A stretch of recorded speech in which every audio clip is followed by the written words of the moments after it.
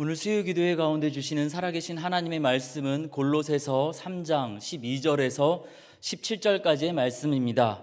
골로새서 3장 12절에서 17절까지의 말씀을 제가 봉독하여 올리겠습니다. 그러므로 너희는 하나님이 택하사 거룩하고 사랑받는 자처럼 긍휼과 자비와 겸손과 온유와 오래 참음을 옷 입고 누가 누구에게 불만이 있거든 서로 용납하여 피차 용서하되 주께서 너희를 용서하신 것 같이 너희도 그리하고 이 모든 것 위에 사랑을 더하라. 그리스도의 평강이 너희 마음을 주장하게 하라. 너희는 평강을 위하여 한 몸으로 부르심을 받았나니 너희는 또한 감사하는 자가 되라. 그리스도의 말씀이 너희 속에 풍성히 거하여 모든 지혜로 피차 가르치며 권면하고 시와 찬송과 신령한 노래를 부르며 감사하는 마음으로 하나님을 찬양하고 또 무엇을 하든지 말에나 일이나 다 주 예수의 이름으로 하고 그를 힘입어 하나님 아버지께 감사하라. 아멘. 2022년 새해가 밝았습니다. 각 가정마다, 각 사업장마다 우리 한 분 한 분 귀한 주님의 아들, 딸들, 우리 성도님들 한 분 한 분 가운데 올 한 해는 고난이 없이 평탄한 한 해가 되기를 바랍니다. 고난이 없기를 바라지만은 때때로 주님은 우리 가운데 고난을 주십니다. 하지만 그 고난으로 우리가 무너져 내리는 것이 아니라 더 견고하고 튼튼한 영적인 모습을 갖게 되는 것을 우리는 보게 됩니다. 몸이 막 아프도록 이렇게 운동을 했을 때 숨이 차고 팔과 다리의 근육의 통증이 너무 심해서 잠을 이루지 못할 때도 있습니다. 하지만 그 시간이 지나고 난 다음에는 건강한 심폐기능과 근육질의 건강한 몸을 갖게 되는 것도 이와 비슷합니다. 우리 주님은 더 좋은 것을 주시고자 때때로 고난도 허락하시기도 하십니다. 신약 성서의 기록이 바로 그러한 사례 중에 하나라고 볼 수 있습니다. 우리 예수님 부활 승천하시고 오순절날 성령께서 강림하셔서 사도들에 의해서 복음이 선포되고 교회가 성장하기 시작했습니다. 그런데 원수가 와서 좋은 밭에 가라지 씨를 뿌리고 가는 것처럼 이 교회 공동체 안에 의도하지 않았던 이단들이 들어와서 믿는 사람들의 믿음에 잘못된 생각을 덧뿌리기도 했습니다.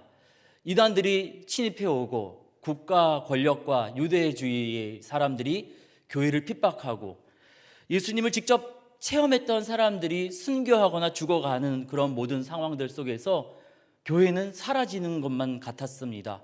사라지는 줄 알았습니다. 그런데 우리 예수님 죽으셨다가 3일 만에 부활하신 것처럼 예수님의 몸된 교회도 그 어려움과 고난과 핍박 가운데 사라지지 않았습니다. 놀라운 생명의 능력으로 견고하게 일어서고 세워져 가고 2000년이 지난 지금도 여전히 든든하게 이 땅 가운데 하나님의 사랑을 전하고 있습니다. 사라질 것만 같은 위기의 순간에 주님은 바울 같은 여러 사람들을 사용하셔서 신약 성서를 기록하게 하셨습니다. 주님께서 허락하신 이 신약 성서를 통해서 멀리 떨어져 있거나 또 직접 얼굴을 대면하여서 보지 못하는 그러한 상황 속에서도 예수님에 대해서 배울 수 있었고 같은 믿음과 같은 소망으로 우리 예수님을 굳게 붙잡고 교회는 더욱 든든하게 세워져 갈 수 있었습니다. 코로나가 시작된 지 약 2년여간 긴 시간이 지났습니다. 그리고 코로나 상황 가운데 눈에 들어오게 된 여러 이단들도 보게 되었습니다. 또 이슬람교를 비롯한 여러 타종교의 위협들이 우리 한국교회 가운데 있습니다. 위협이 두렵고 무서워 보이기도 하지만 이것 때문에 절대로 우리 예수님의 몸된 교회는 약해지거나 사라지지 않습니다. 2000년 전 신약 성서를 기록하게 하셨던 것처럼 우리 주님은 오늘날 교회로 하여금 온라인을 비롯한 여러 다양한 도구들을 활용할 수 있도록 하셨습니다. 이를 통해서 복음이 더 강력하게 확장될 것입니다. 저 이북 땅에 남쪽 땅의 드라마와 이 아이돌 가요만 들어가는 것이 아니라 설교, 찬양, 다양한 복음의 내용들이 함께 이북 땅에 흘러가서 이북 땅에서 많은 사람들이 예수를 믿고 통일 한국에서 함께 복음을 향해 뛰어나갈 믿음의 군사들로 세워지게 될 줄 믿습니다.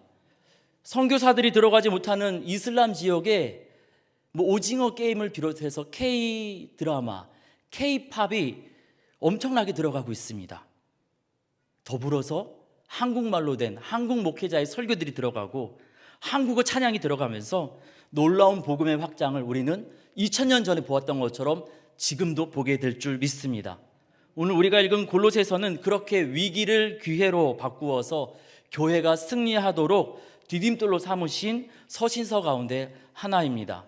복음을 전하다가 가택 연금되어 있었던 사도 바울은 에바브라의 요청에 의해서 자신이 세우지 않았던 이 골로새 교회에 편지를 보내고 있습니다. 골로새 교회에는 이단을 비롯한 여러 잘못된 사상의 공격이 있었습니다.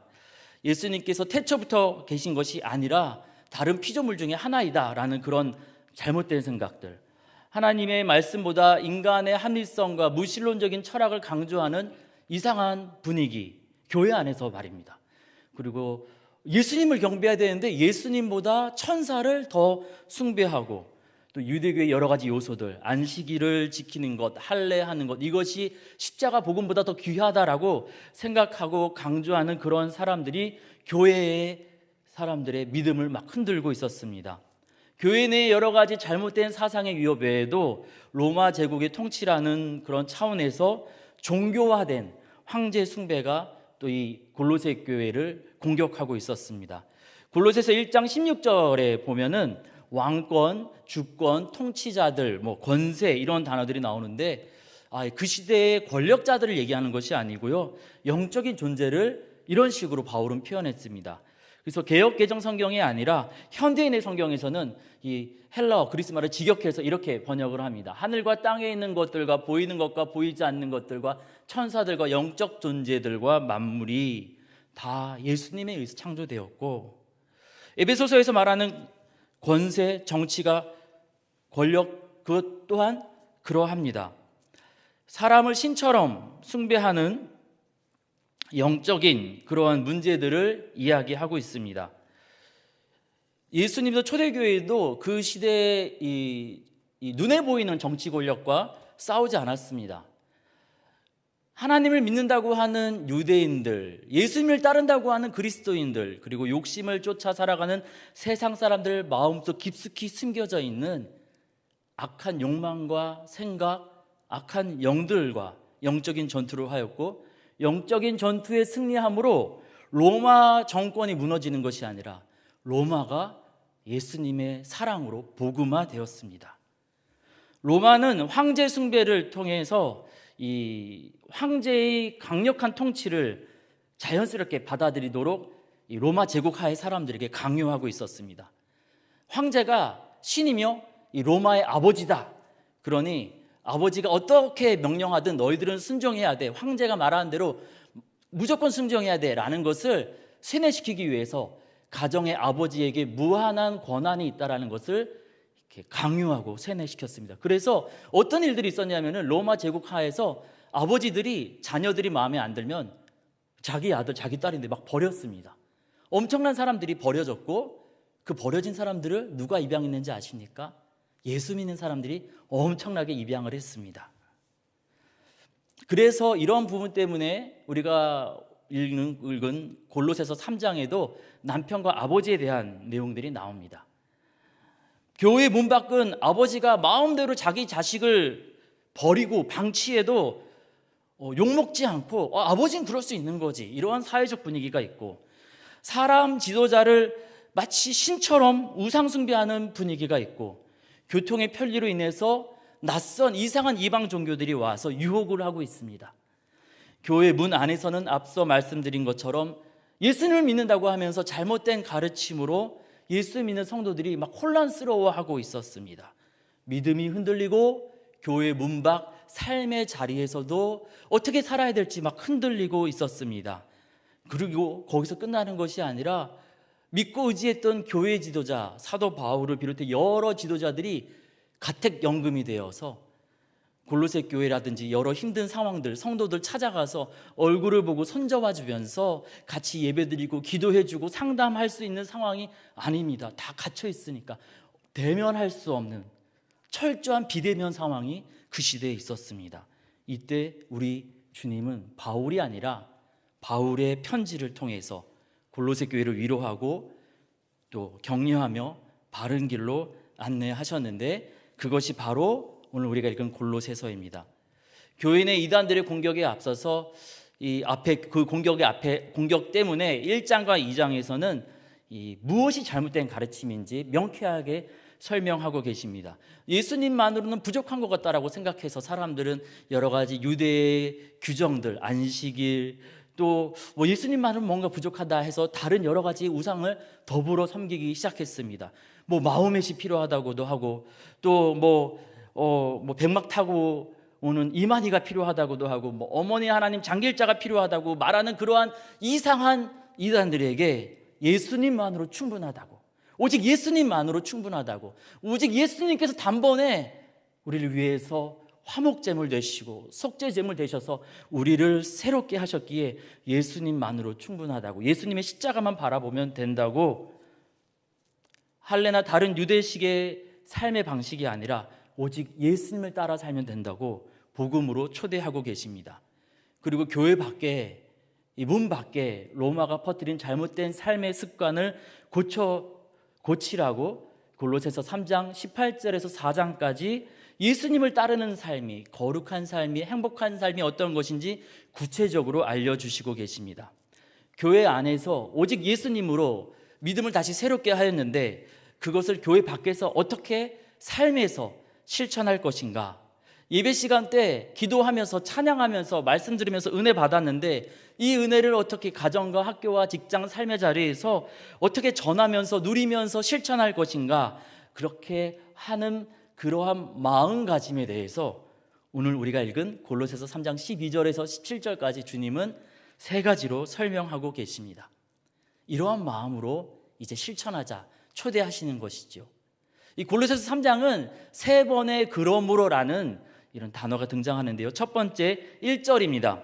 그러므로 너희가 그리스도와 함께 다시 살리심을 받았으면 위의 것을 찾으라. 거기는 그리스도께서 하나님 우편에 앉아 계시느니라. 두 번째 5절입니다. 그러므로 땅에 있는 지체를 죽이라. 사람을 죽이라는 것이 아니고요, 우리 마음속에 있는 음란, 부전, 사욕, 정욕, 탐심, 우상숭배, 하나님보다 더 사랑하는 것, 돈에 대한 욕심, 명예에 대한 욕심, 좀 폼나 보이려고 거짓으로 자기 자신을 꾸미는 모든 것들 다 버리라고. 그런데 그거를 얼마나 거칠게 표현합니까? 죽이라고 얘기를 하죠. 이것을 9절에서는 벗어버리라 라는 표현으로 다시 강조합니다. 벗으면 어떡합니까? 입어야죠. 그래서 12절에 입으라 주님 말씀하십니다. 3장 12절. 그러므로 너희는 사랑받는 자처럼 긍휼과 자비와 겸손과 온유와 오래 참음을 옷 입고, 이제 옷을 입었어요. 이제 삶의 자리로 나가서 예수님이 명하시고 기대하시는 이 땅에서 천국의 삶을 살아야 되지 않겠습니까? 어떻게 살 것인가, 우리에게 필요한 마음가짐, 그것을 오늘 말씀에서 세 가지로 주님 우리 가운데 당부하고 계십니다. 골로새 교회를 향하여서 말씀하시는 주님의 이 당부는 코로나 위기와 이단의 공격 가운데 2022년을 맞이하는 우리를 향한 말씀인 줄 믿습니다. 함께 말씀을 살피면서 주님의 위로를 누리고 새 힘을 얻는 저와 여러분 우리 모두가 되기를 원합니다. 첫 번째 지침은 십자가 용서의 자리로 돌아가라는 것입니다. 13절입니다. 누가 누구에게 불만이 있거든 서로 용납하여 피차 용서하되 주께서 너희를 용서하신 것 같이 너희도 그리하고 이 모든 것 위에 사랑을 더하라. 주께서 너희를 용서하신 것처럼 너희도 용서하라. 사랑으로 용서하라. 로마 시대 때는 십자가형이 참 많이 있었습니다. 정치범들을 향한 형벌이었습니다. 로마 정권에 저항하거나 로마 정부에 대적하던 사람들을 잡아다가 십자가형으로 그들에게 벌을 주었습니다. 십자가형은 어떤 것입니까? 죽을 때까지 나무에다가 매달아 놓는 것입니다. 옷 입히고 매달아 두는 것이 아닙니다. 우리가 예수님의 십자가를 봤을 때 우리가 좀 정서적으로 좀 민망할까 봐 예수님께 옷을 좀 입혀드리는 그림이 많은데, 다 벗겨서 죽을 때까지 수시간, 때로는 수일 동안 벌거벗겨진 채 사람들에게 모욕을 당하면서 온몸이 찢겨나가는 고통 가운데 죽어가는 것입니다. 사람들이 지나가면서 이렇게 십자가, 다른 사람이 매달린 십자가를 보면서 어떤 생각을 할까요? 나도 조심해야겠다. 안 그러면 나도 저기 매달리겠네. 로마는 그렇게 위협하고 압박하고 너 나한테 덤벼? 난 절대 너 용서 안 할 거야. 너 전에 내가 못 덤비게 그냥 밟아버린다. 가장 무섭게 협박하는 것이 바로 십자가형이었습니다. 엄청난 십자가형으로 그런 폭압적인 정치로 그 넓은 제국을 다스렸습니다. 요즘 우리도 그렇죠. 친절하게 대하면은 우습게 생각하는 사람들이 많이 있지 않습니까? 그래서 우스워 보이면 안 된다고, 괜히 좀 센 척 해야 된다고, 그렇게 세상 사람들은 얘기합니다. 처음부터 막 충성하고 하면은 다 일이 몰리니까 그러지 말라고, 좀 못하는 척하고 좀 바쁜 척하고 그렇게 하라고, 나를 우습게 보지 않도록 해야 된다고, 그래야지 나의 이 워라밸, 삶의 밸런스를 지킬 수 있다고. 그런데 주님은 십자가에서 로마 정권이 하는 것처럼 자기 자신을 지키기 위해서 위협하거나 복수한다고 하거나 그러지 않으십니다. 로마는 위협하기 위해서 십자가를 사용했지만 우리 예수님은 그 십자가에서 무엇을 하십니까? 용서를 베푸십니다. 누가복음 23장 34절에 보니까 십자가에 달리신 채 내가 너네들 가만히 안 둘 거야, 복수할 거야, 감히 나한테 버럭 화를 내시는 것이 아니라 우리 예수님은 저들을 사하여 주옵소서, 저들이 몰라서 그렇습니다, 모르니까 그런 거죠. 위협하던 그 십자가에서 주님은 도리어 그들을 용서하고 계십니다. 그 용서로 우리를 품으사 우리가 주의 자녀가 되어서 이 예배의 자리에 함께 나온 줄 믿습니다. 그렇게 용서하라고 우리 주님 말씀하십니다. 이 용서에 대한 말씀하시면서 우리 예수님 마태복음 18장에서 1만 달란트 빚진 자의 이야기를 들려주시는데요, 1만 달란트 빚진 자가 이 주인 하나님께 용서를 구할 때 쓰인 표현이 무엇인지 아십니까? 18장 26절에 내게 참으소서 내가 다 갚으리이다. 용서받았단 말입니다. 그리고 나서 다시 나가다가 이 100데나리온 빚진 동료를 만나게 되죠. 이 동료가 원래 용서받은 주인공에게 뭐라고 용서를 구합니까? 29절에 보니까 뭐라고 용서를 구하죠? 이르되 나에게 참아주소서 갚으리이다. 26절과 29절 말씀을 함께 보십시오. 표현이 어떻죠? 똑같아요. 우리가 예수님께 용서해 주십시오 구했던 그 표현과 누군가 나에게 용서를 구하는 그 표현이 똑같더라는 겁니다. 무슨 말입니까? 우리 주님은 이 부분을 통하여서 우리에게 말씀하시는 겁니다. 누군가 우리에게 용서를 구할 때, 화해를 청할 때 우리를 용서하셨던 그 십자가상의 예수님을 기억하라는 것입니다. 그냥은 용서하기 힘들죠. 어떻게 용서해요? 열받고 속상하고 나한테 행한 일이 있는데. 그런데 십자가에서 날 용서하신 예수님 바라보면 마음이 녹기 시작합니다. 손 내밀 수 있고 그의 말을 받을 수 있고 더불어 인사하며 화해의 자리로 나아갈 수 있습니다.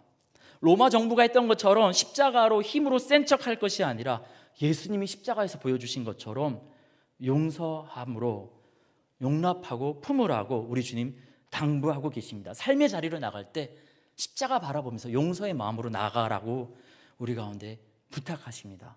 2020년 남아있는 12달 우리가 그 십자가 바라보면서 용서의 자리로 나아가는 저와 여러분 우리 모두가 되어지기를 원합니다. 우리 구체적인 삶의 지침으로 나아갈 때 주님이 두 번째로 당부하시는 것은 예수님의 평강이 우리를 다스리도록 하라고 우리 가운데 부탁하십니다. 15절 16절입니다. 그리스도의 평강이 너희 마음을 주장하게 하라. 너희는 평강을 위하여 한 몸으로 부르심을 받았나니 너희는 또한 감사하는 자가 되라. 16절입니다. 그리스도의 말씀이 너희 속에 풍성히 거하여 모든 지혜로 피차 가르치며 권면하고 시와 찬송과 신령한 노래를 부르며 감사하는 마음으로 하나님을 찬양하고.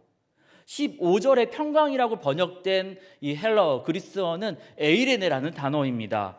에이로라는 결합하다라는 동사에서 파생된 명사인데요, 언제 우리가 평강을 누립니까? 가장 힘센 자와 함께 있을 때 평강을 누리죠. 가장 힘센 자가 누굽니까? 하나님이시죠. 그리고 우리 앞에 대적이 아니라 대적이 친구가 되면 평안을 누립니다. 먼저는 주님과 하나 되고 우리와 경쟁하는 자와 하나가 되어서 평안을 누리라고 주님 우리 가운데 부탁하십니다. 우리가 힘든 일을 하게 되면 힘이 드니까, 몸이 힘드니까, 몸이 지치니까 막 잠 못 자고 그러면은 막 성질이 거칠어지게 되고 화를 내게 되는 경우도 있습니다. 제가 그렇습니다. 그런데 누가복음에 보니까 우리 예수님 밤새도록 고문당하고 취조당하고 채찍질당하고 그리고 가시면류관으로 머리를 꽉 찢기면서 머리가 다 찢겨져 나간 상황에서 십자가를 메고 올라가고 있는데, 거기에서 저 같으면은 막 욕이 막 나올 것 같고 씩 될 것 같은데, 그 가운데 우리 예수님 어떠한 모습을 보여주시는지 아십니까? 누가복음 23장 27절 28절에 보니까 온몸에 찢겨져 가지고 막 살이 너덜너덜한 상태로 피를 절절 흘리면서 예수님이 십자가를 메고 가고 있는데, 그 가운데 그 예수님 바라보면서 사람들이 가슴을 치면서 막 우니까 예수님 뭐라고 말씀하시니까, 너네들만 내가 봐줄게 이렇게 하는 것이 아니라 나 말고 너희 자녀를 위해서 울면서 기도해라. 어떻게 그 인간의 육체를 입고서 그 고통의 자리에서 숨이 턱턱 막히고 그 오래된 제자들의 배신과 무고한 고난 가운데 어떻게 그렇게 또 다른 누군가를 위로할 수 있겠습니까? 우리는 그렇게 못하죠. 오직 예수님께서만 그리 하실 수 있습니다. 그 예수님의 평강이 우리를 다스려 주시면 우리도 고난의 시간, 위로와 평강을 말할 수 있게 될 줄 믿습니다. 골로새 교회 성도들은 평안하지 않았습니다. 문 밖에는 로마 정권, 또 이상한 종교들이 유혹하고 막 아버지들이 애를 버려도 괜찮다고 하는, 이게 말이 되는 세상이냐고, 말이 되냐고, 이런 세상이에요. 집 안에, 교회 안에 들어와서는 막 이리 좀 와보라고 해가지고 이상한 거 막 가르쳐주고, 바른 말씀이 아니라 이단들이 막 유혹하고 뭐가 옳고 그른 건지 혼란스러운 이때에 이 사람들이 어떻게 성도들에게, 가족들에게 화풀이하지 않고 더 낮아지고 더 헌신하고 손잡아주면서 위로하고 기도할 수 있겠습니까? 그들의 힘으로는 불가능했습니다. 코로나 상황이 2년이 되고 사업장은 막 무너져 내리고 또 수입은 줄어들고 또 은혜 받고자, 위로 받고자 교회에 왔는데 이렇게 무심코 던져지는 말 때문에 막 가슴이 찢기고, 어떻게 여기서 서로를 위로하고 감사하고 사랑으로 손잡아 줄 수 있겠습니까? 나도 살기 힘든데 누구 손을 잡아요? 우리 힘으로는 불가능합니다. 그러나 예수님의 평강이 우리 영혼을 다스려 주시면 우리는 할 수 있습니다. 할 수 있다고 주님 말씀하십니다. 어떻게 그것을 할까요? 기도하고, 그리고 16절에 우리가 할 수 있는 구체적인 방법을 주님 우리 가운데 알려주시죠. 그리스도의 말씀이 너희 속에 풍성히 거하여 모든 지혜로 피차 가르치며 권면하고 시와 찬송과 신령한 노래를 부르며 감사하는 마음으로 하나님을 찬양하고, 말씀을 묵상하고 말씀을 공부하고, 막 화가 나고 싶을 때, 욕이 나올 때 갑자기 말씀이 튀어나오도록 그만큼 말씀을 묵상하고, 그리고 찬양하고, 막 욕하고 싶을 때 갑자기 나도 모르게 찬양이 나면서 눈물이 흐르면서 마음이 녹아내리도록, 그리고 힘들수록 더 감사하고, 마음에 없는 감사가 나오다가 나중엔 마음 깊숙한 감사가 나오게 됩니다. 그렇게 그리스도의 평강이 우리를 다스릴 때 우리는 이 코로나로 지치고 힘든 이 땅에서, 광야 같은 이 땅에서 천국의 기쁨을 누리며 믿음으로 나아갈 수 있게 될 줄 믿습니다. 세 번째로, 구체적인 삶으로 나아가기 전에 주님께서 우리 가운데 부탁하시는 것은 오직 예수님의 이름으로 예수님만 높이는 삶을 살라고 부탁하고 계십니다. 17절입니다. 또 무엇을 하든지 말에나 일에나 다 주 예수의 이름으로 하고 그를 힘입어 하나님 아버지께 감사하라. 내 이름으로, 제가 했어요가 아니라 예수님의 이름으로, 예수님이 하셨어요. 예수님만 높이라는 겁니다. 내가 뭐 잘해요, 내 이름을 높이고 내가 잘하는 거 여러분 하세요, 이게 아니라 예수님만을 자랑하고 예수님만을 높이라는 것입니다. 특정한 경험을 강조하다가 예수님을 아닌 다른 것을 경배하는 일이 교회의 역사 가운데 있었습니다. 특정한 지식, 특정한 훈련을 강조하다가 잘못된 이단으로 흘러가는 일이 교회의 역사 가운데 있었습니다. 골로새 교회를 비롯해서 초대교회, 그리고 지금도 이 시대의 교회를 혼란스럽게 하고 피곤하게 하는 영지주의 이단도 그렇습니다. 영혼은 거룩하고 육체는 더럽다. 거룩한 삶을 추구하면서 영혼의 거룩함을 강조하다가 예수님께서 우리를 구원하시기 위해 인간의 몸으로 오셨다라는 것도 부정하고, 십자가의 능력도 부정하고 부활의 소망도 부정하는 그러한 어리석은 자리에 이르게 되었습니다.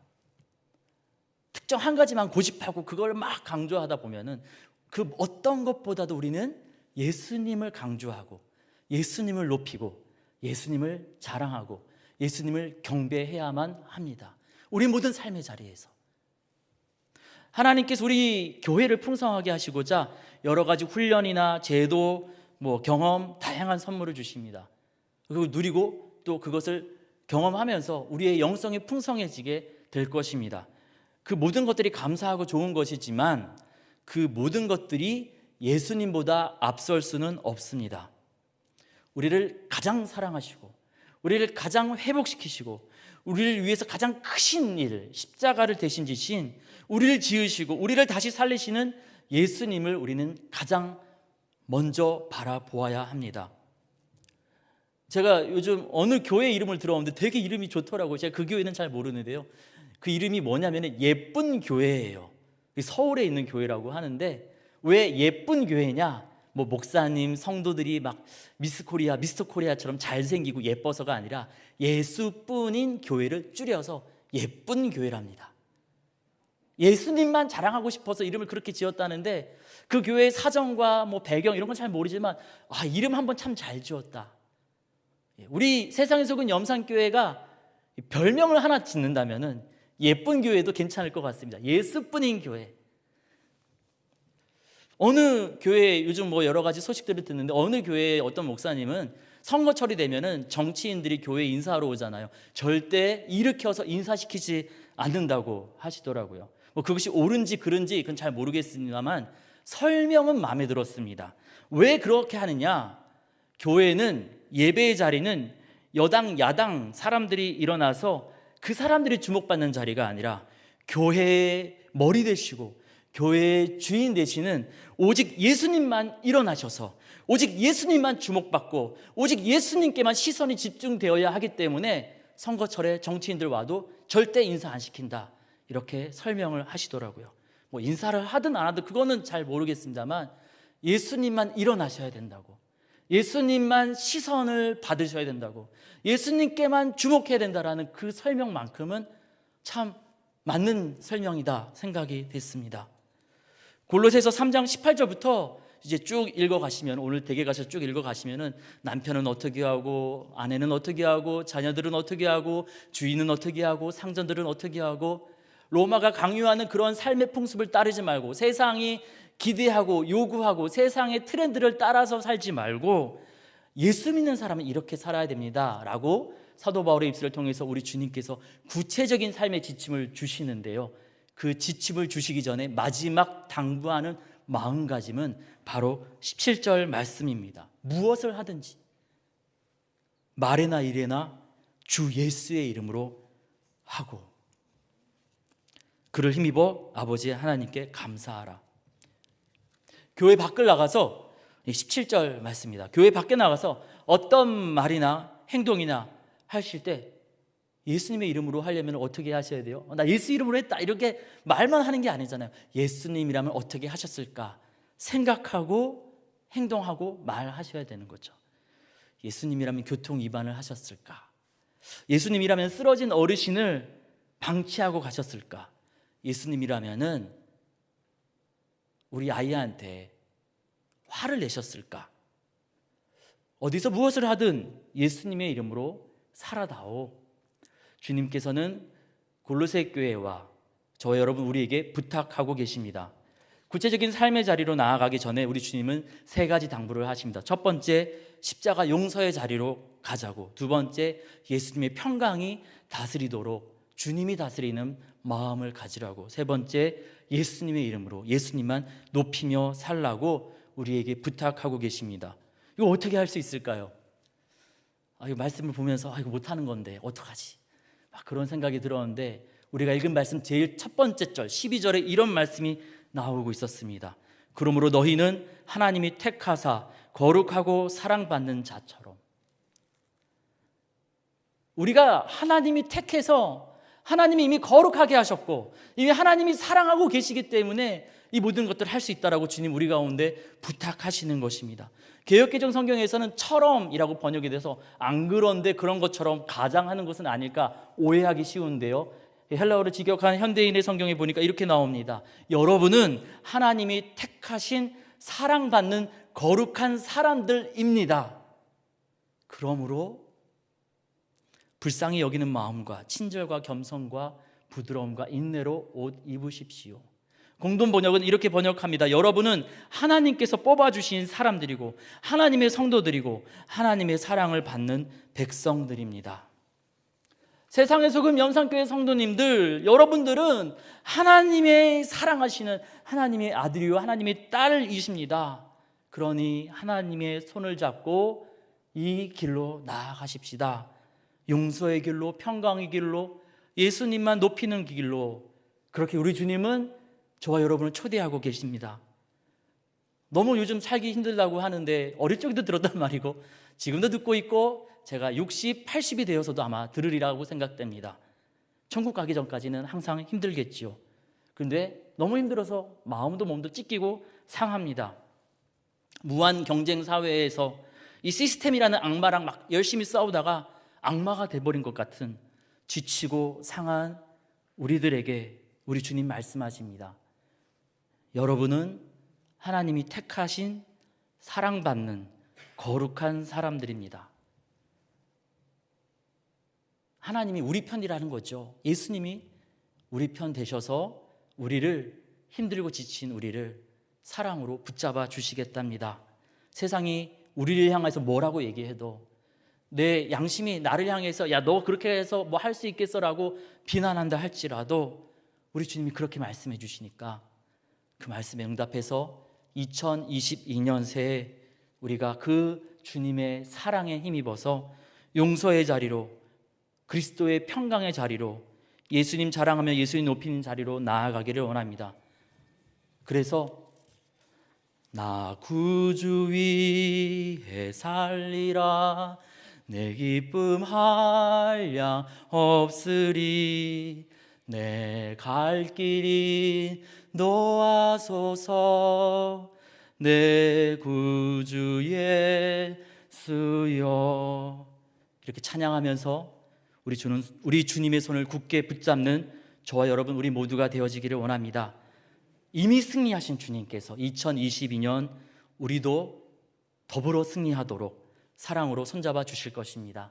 기도하겠습니다. 하나님, 2000년 전 골로새 교회처럼 오늘 우리가 참 많이 힘이 듭니다. 세상 밖에서는 이슬람을 비롯한 여러 이상한 종교들이 우리를 어렵게 하고, 코로나가 우리를 어렵게 하고, 여러 어려운 부분들이 많이 있습니다. 교회 안에서는 또 여러 이단들이 침투하여서 우리를 혼란스럽게 합니다. 그러나 그 모든 것을 이기신 오직 예수님만 바라보라고, 승리하신 예수님만 바라보라고 우리를 위로하여 주시니 감사합니다. 승리하신 예수님 손잡고 세상에 나가서 그 승리를 누리고 전하라 말씀하시면서 우리 가운데 용서의 자리로, 예수님의 평강의 자리로, 예수님만 자랑하는 자리로 초대하여 주시니 감사합니다. 우리 힘으로 할 수 없으나 이미 주님께서 우리를 선택하셔서 거룩하고 사랑받는 자로 삼아주셨으니 그 주님의 신실하신 약속 의지하여 2022년 주님 손 붙잡고 나가겠습니다. 우리를 붙잡아 주시옵소서. 주의 선한 인도하심을 간절히 구하오며 우리 주님 예수님의 이름으로 기도드립니다. 아멘.